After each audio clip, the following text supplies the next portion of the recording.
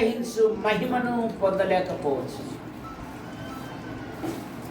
మనుషులు ఒక్కసారే మృతి పొందవలెను, ఆ తర్వాత తీర్పు జరుగును. దేహంతో జరిగించిన క్రియలు అవి మంచివైనా సరే చెడ్డవైనా సరే మనలో ప్రతివాడును తన్ను గురించి దేవునికి అప్పగించాలి, లెక్క అప్పగించాలి. అయ్యో నేనంత దౌర్భాగ్యులను, ఇట్టి మరణమునకు లోనగు శరీరము నుండి నన్ను ఎవడు విడిపించును?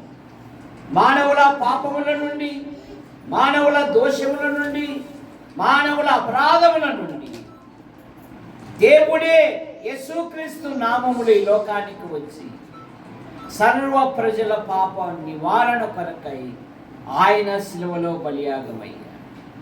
యేసు రక్తం ప్రతి పాపము నుండి మనలను పవిత్రులుగా చేయి.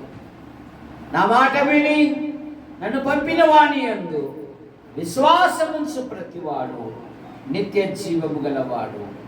వాడు తీర్పులోనికి రాక మరణంలో నుండి జీవములోనికి దాటి ఉన్నాడు. ప్రియ సహోదరుడా, ప్రభు అయిన యేసుని అంగీకరించి పాపక్షమాపణ పొంది దేవుని రాజ్యానికి వారసులు కావాలని మనవి చేయించున్నాం.